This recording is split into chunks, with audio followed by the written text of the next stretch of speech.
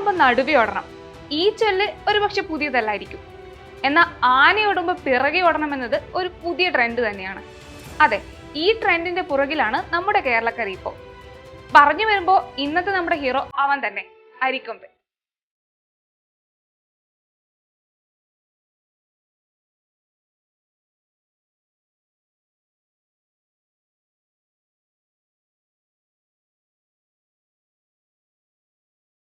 പടയപ്പ, ചക്കക്കൊമ്പൻ, കല്യാണിക്കൊമ്പൻ, ചില്ലിക്കൊമ്പൻ, അങ്ങനെ കൊമ്പന്മാർ പലതുണ്ടെങ്കിലും കൊമ്പന്മാരിൽ കൊമ്പൻ അരിക്കൊമ്പൻ മാത്രം.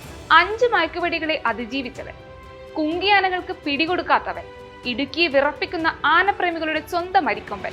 സമീപകാലത്ത് ഇത്രയും വാർത്താ പ്രാധാന്യമുള്ള ഒരു ഹീറോ വേറെ ഇല്ലെന്ന് നിസ്സംശയം പറയാം.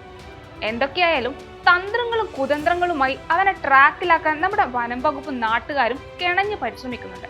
കൊമ്പന്റെ ലീലാവിലാസം കണ്ടിരിക്കാനേ നമ്മുടെ ഉദ്യോഗസ്ഥർക്ക് കഴിയുന്നത്. ഏതോ സിനിമാ ഡയലോഗ് പോലെ ഇത് അവന്റെ കാലമല്ലേ എന്ന്. എങ്ങനെയാണ് അരിക്കൊമ്പൻ ഇത്രയും കലിപ്പനായത്? അരിക്കൊമ്പന്റെ ഈ നെട്ടോട്ടത്തിലേക്ക് എത്തിയ ആ സാഹചര്യം എങ്ങനെയുണ്ടായി? മറ്റുള്ള ആനകളിൽ നിന്ന് അരിക്കൊമ്പൻ എങ്ങനെ ഇത്ര ഹീറോ ആയി മാറി? അരിക്കൊമ്പനെ പിടിച്ചു കെട്ടാൻ മൂന്നാർ, ചിന്നക്കനാൽ മേഖലയിലെ നാട്ടുകാർ മുറവിളി കൂട്ടുന്നത് എന്തുകൊണ്ടായിരിക്കും?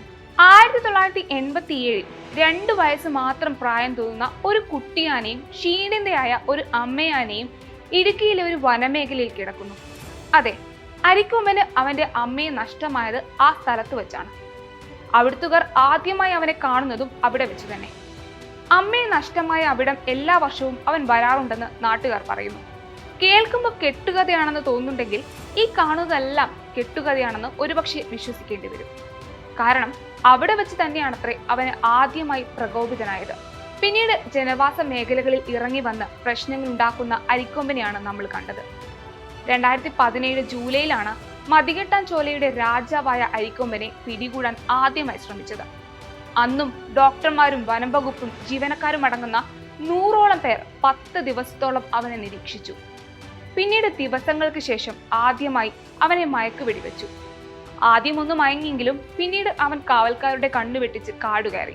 വീണ്ടും വർഷങ്ങൾക്കിപ്പുറം ജനപരിഭ്രാന്തിയെ തുടർന്ന് ജനവാസ മേഖലയിലേക്ക് ഇറങ്ങിയ അരിക്കൊമ്പനെ മയക്കുവെടിവെക്കാൻ വനം വകുപ്പ് ജീവനക്കാരും ഇറങ്ങിത്തിരിക്കുന്നു.